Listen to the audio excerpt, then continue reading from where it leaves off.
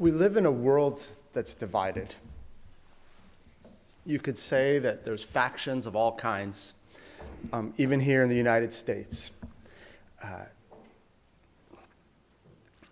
want you to think of a group that you don't care for. One of these factions, we're not going to list names, but I want you to think of one that you don't really like. Maybe it's political. If you're a staunch Republican, maybe it's the Democrats. If you're a liberal, maybe it's the Republicans. If you're against certain activist organizations or the political organizations, or you name it, pick one.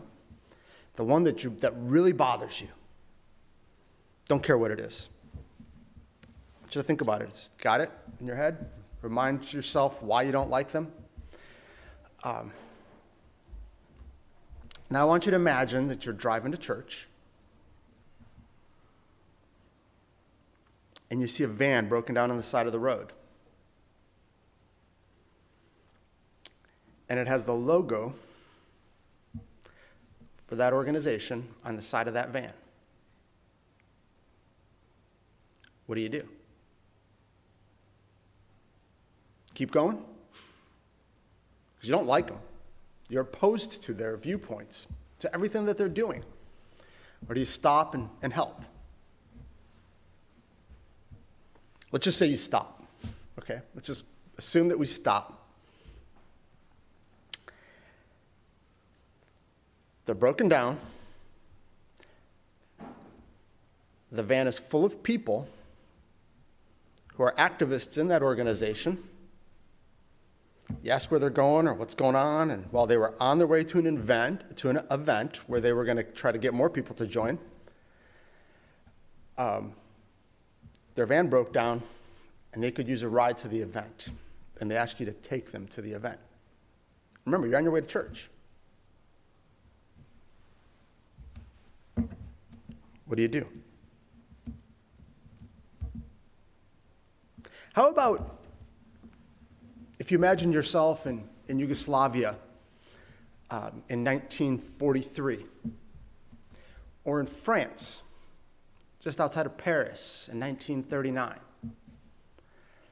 when the Nazis had occupied France, or they had occupied Yugoslavia, or pick your country that's relevant. They occupied most of Europe at that point. And as you were going, you saw a Nazi truck with the swastika stuck in the mud on the side of the road.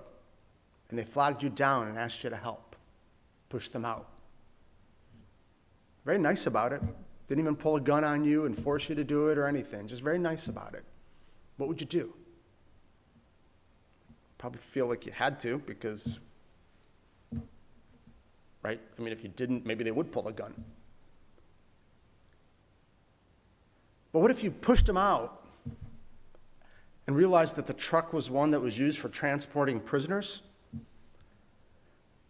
And then they asked you to take them to town. You could go, but would you mind doing us a favor and take us to town? What would you do? It's kind of like those situations where the rubber meets the road. Jesus said in Matthew 5, and this isn't the main passage, but you can turn there in Matthew 5, verse 38. He says, "You have heard that it hath been said," and most of us know this passage, "an eye for an eye, and a tooth for a tooth." That means if somebody hits you in the eye or takes your eye, you take their eye. If somebody knocks out a tooth, you knock out a tooth. "But I say unto you that you resist not evil, but whosoever shall smite thee on the right cheek, turn to him the other also. And if any man will sue thee at the law, and take away thy coat, let him have thy cloak also. And whosoever shall compel thee to go a mile, go with him twain. And it's that last one that's the relevant one here. You know, in the United States, and I'd say in North America, we've coined a saying that people go the extra mile. You know where that came from. It's here. Where if somebody compels you to go a mile, you go with him too. The challenge with that phrase of go the extra mile is that it implies somebody who goes above and beyond what's expected and required, and they're doing a good thing. Like somebody goes the extra mile at work, right? And it's like, I don't have to, but I do it anyway. What the context was when Jesus was describing this was that a Roman soldier, by law, in occupied Israel, in Judah at the time, was able to tell and pull anybody aside and force him to carry their armor for a mile, 1,000 paces, about a half mile today, right? And so a Roman soldier could simply pull you aside, hand you, 50, 60, 100 pounds worth of armor, and say, carry this for me. So it was like, it's literally the equivalent of, in World War II or today, a soldier pulling us aside and saying, here's my gun, here's my ammunition, here's my helmet, carry it for me. I'm going to war. And you're supposed to carry it by law 1,000 paces, half mile.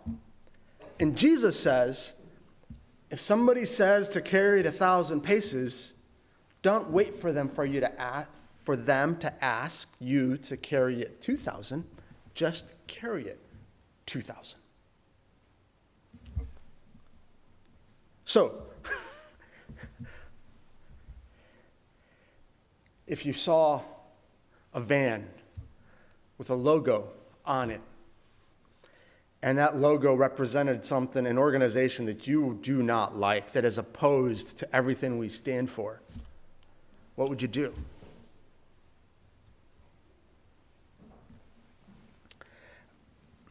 So, a month ago, we explored a facet of God's will. And in Luke 17, we identified this facet of being in God's will. And what we identified in Luke 17 a month ago was that a heart of gratitude and thankfulness leads to obedience in the end. That if I have a heart of gratitude and I have a heart of thankfulness, a gratitude to God for what I've been given, thankfulness for what I've been given, right? That I'm thankful to God and I have true gratitude to God for what he has done for me. It leads me to obedience in the end. I see kindness, that I've been given this kindness, and so I obey. And so the point of that message a month ago was that it is God's will for us to be thankful, regardless of the circumstances, regardless of where we're at, that it is God's will for us to be thankful,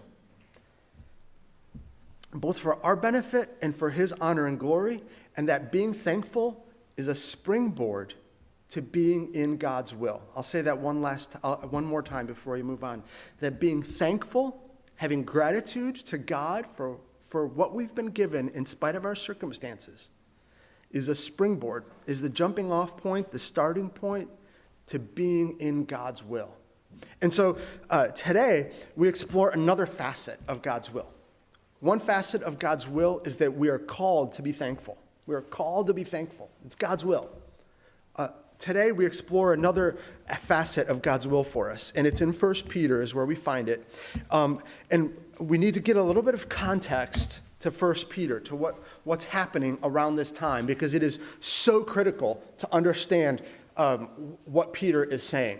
So, and you might sense some similarities to today's world, okay? It's really interesting, as I was studying this, that the similarities to today and to where we might be a few years from now were profound. So, Peter's first letter to believers that were scattered throughout Asia Minor was written around 63 to 64 AD. It's about the same time as the letter of Hebrews was being written. So about the same time, in the same few years that the Apostle Paul potentially or somebody else was writing Hebrews, Peter was penning this letter. And the world is crazy at this time. The world, talk about divided and factions and craziness. The world is crazy at this time. So Peter is writing to both Gentile believers and to Jewish believers at this time.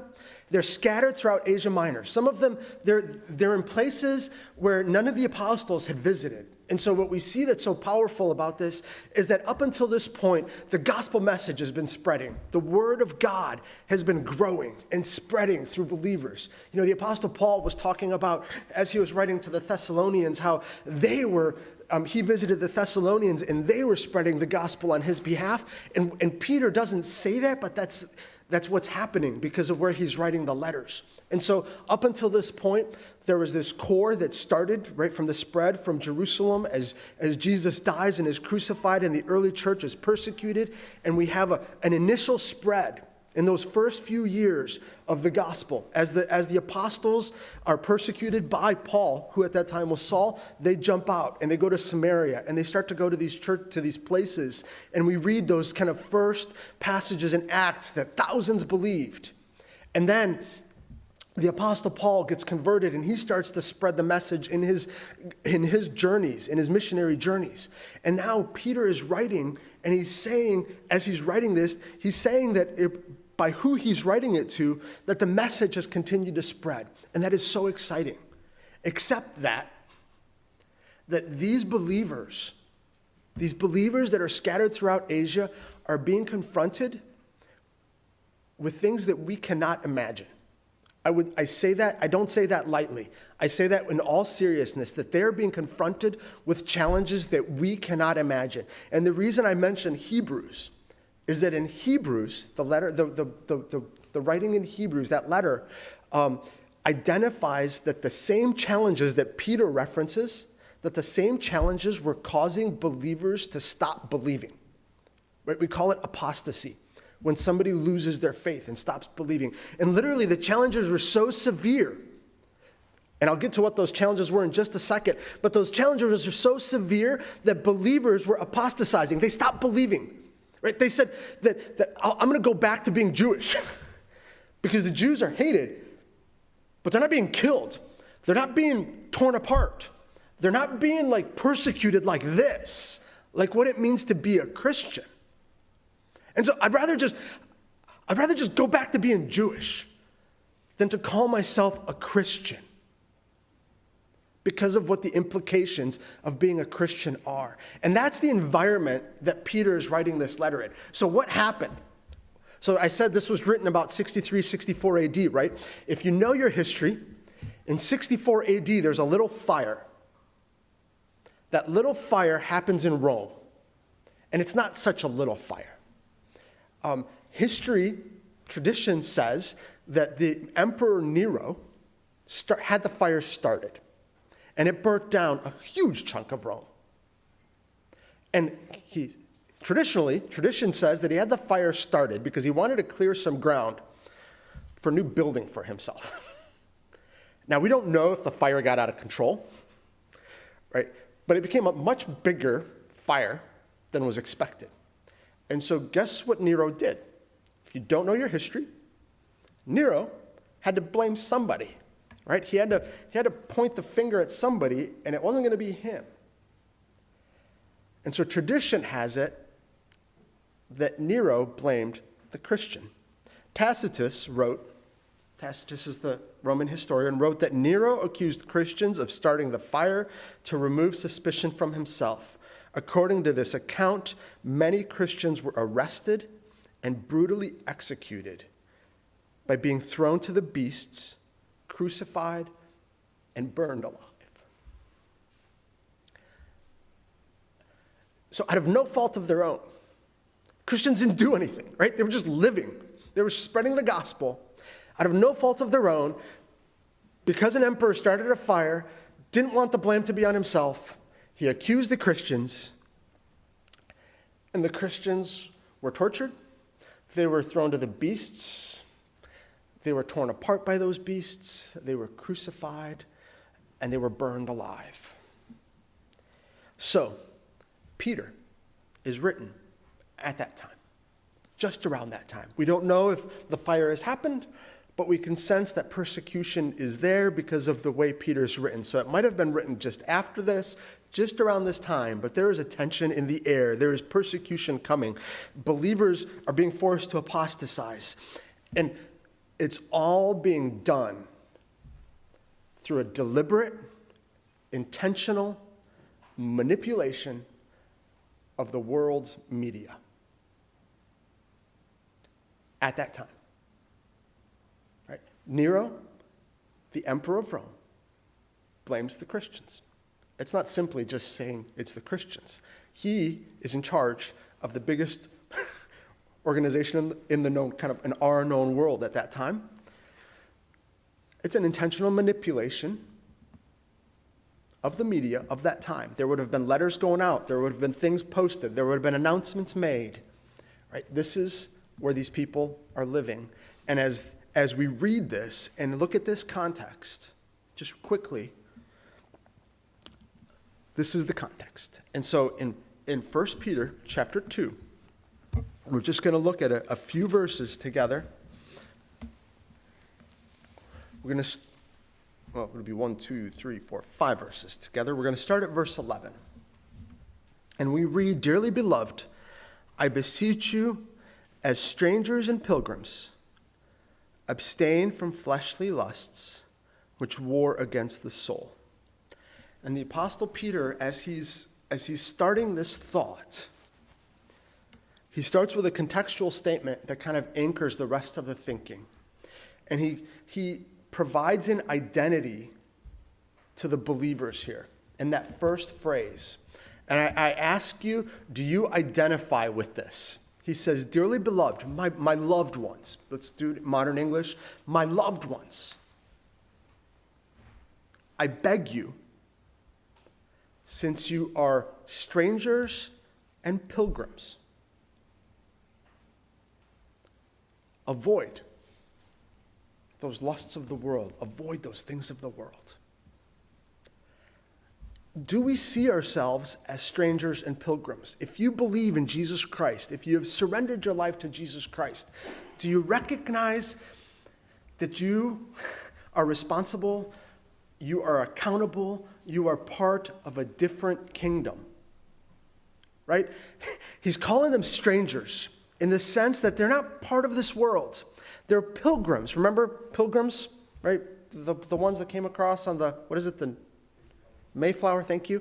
I was going to say Nina, that was Columbus. That wasn't the Pilgrims. Wrong story. Remember the Mayflower and the Pilgrims that came across? They left what they knew to go to a new land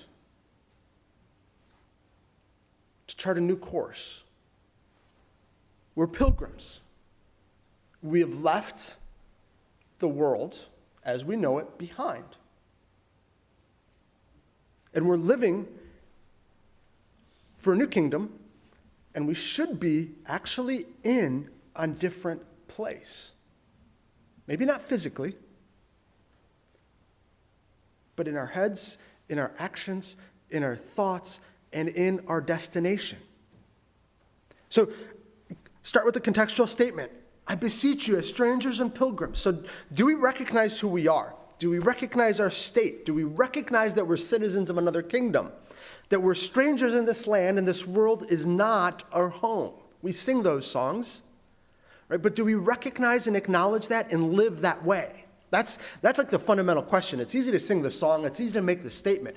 But am I living life? Am I living a life that shows that this world is not my home?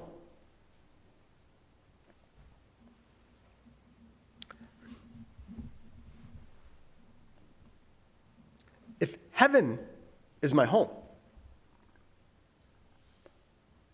if heaven is truly my home, then where's my focus? And so the Apostle Peter says, "Since you are strangers and pilgrims, abstain, avoid, don't do those fleshly lusts." And when we look at what fleshly lusts are, they would be anything and everything that entangles us, that draws us and draws our focus away from God and draws our focus, our mind away from our heavenly kingdom.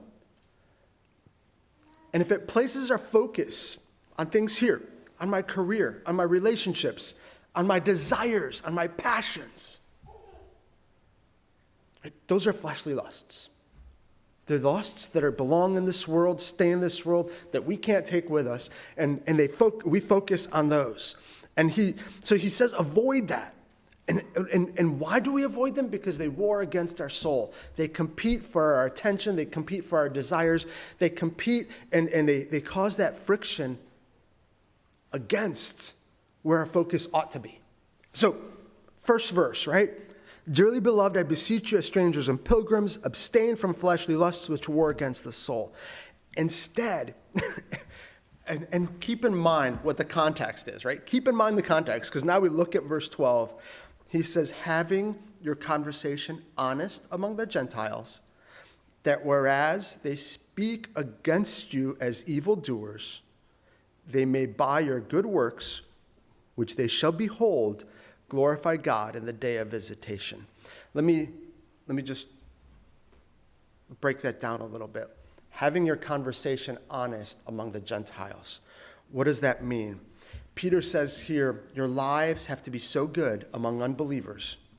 So good, so honest, so true, so kind, so wholesome, that even though they hate you, even though they've been manipulated to think that the fire in Rome is your fault, even though they've been manipulated to think that this is all because of you, that once they see what you do and experience what you do, they will glorify God.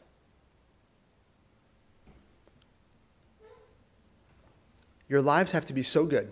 They have to be so honest, so pure, so accurate, so kind, that even though these people hate you, they speak evil of you, right? They put you down. They say bad things about you. They say that it's your fault that the fire started. They say that I'm making this up, but they say that the reason that their daughter got sick is because that Christian over there did something to them, right? I mean, pick your poison. People, it gets so bad that people made stuff up.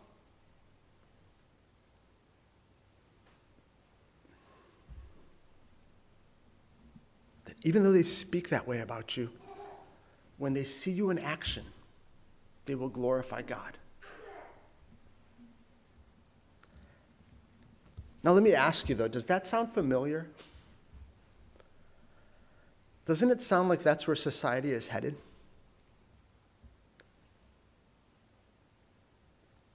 And this isn't a sermon about vaccine or no vaccine. This isn't a sermon about anything related to that, but it is a sermon and it is a thought, and this does link up to today so clearly, because Christianity is becoming reviled.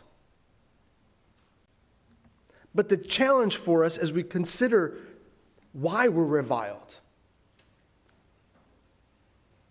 Are we reviled because we deserve it? Are we stubborn in our stances? Are we pushing back and claiming our rights and fighting back? Or are we simply submitting and living an accurate life? And it doesn't matter what they say, but what they see and what they experience will tell the truth of who we are. It's an interesting challenge that we face, right? It's a very interesting challenge that we face. Peter continues to go on. He says in verse 13, submit yourselves to every ordinance of man for the Lord's sake. Submit yourself to the laws of this world for the Lord's sake. Whether it be the king as supreme, or unto governors, as unto them that are sent by him for the punishment of evildoers, and for the praise of them that do well. So, submit yourselves to every ordinance of man for the Lord's sake. really interesting statement. Give in to the government. Obey the laws. Where's the line? It's here, right? If it goes against Jesus, if it goes against the word, we can't do it.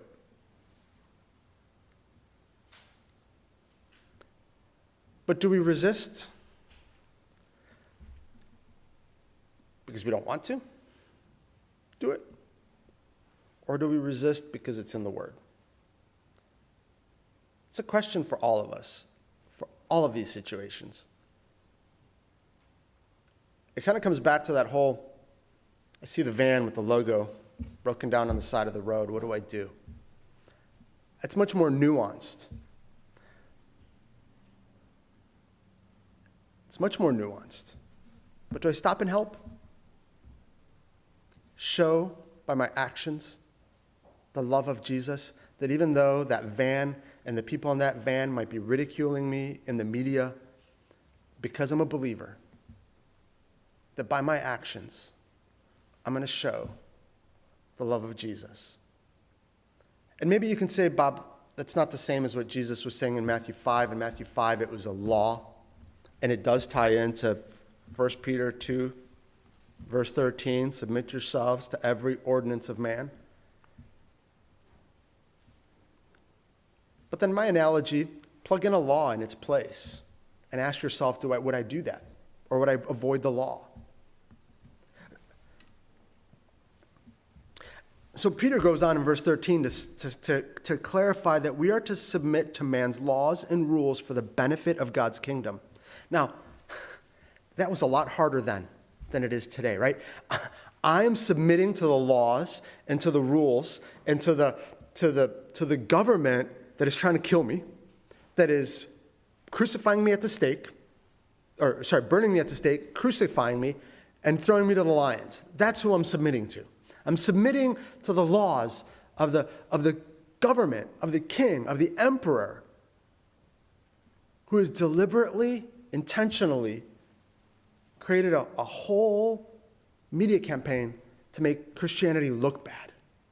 And Peter says, submit to that. Submit to those laws.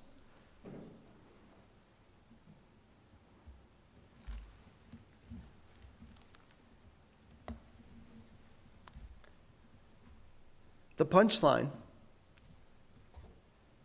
is actually verse 15. For so is the will of God. We talk about doing God's will. For this is the will of God, Peter says in verse 15. Chapter 2, verse 15. For so is the will of God, that with well-doing you may put to silence the ignorance of foolish men. See, we can't stop people from talking. They're ignorant. They don't know any better. We can't stop people from mocking us, from putting us down, for saying Christians are awful, for saying Christians are evil, for saying Christians are stupid, for saying Christians are just clueless, and that they're believing a fable. We can't stop people from saying that. But the word says that what we can do is show them the truth. And when we show them the truth, we will silence them, because suddenly what they're saying becomes a contradiction to what they're seeing.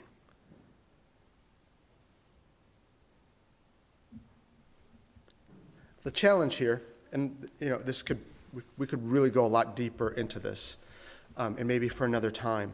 The challenge here for all of us is this flies in the face of what's right. This flies in the face of justice. This flies in the face of what we feel and would hold on to as appropriate. It's not right that we have to do this. It's not right for me to submit to a government that's doing things so awfully. It's not right for me to give in.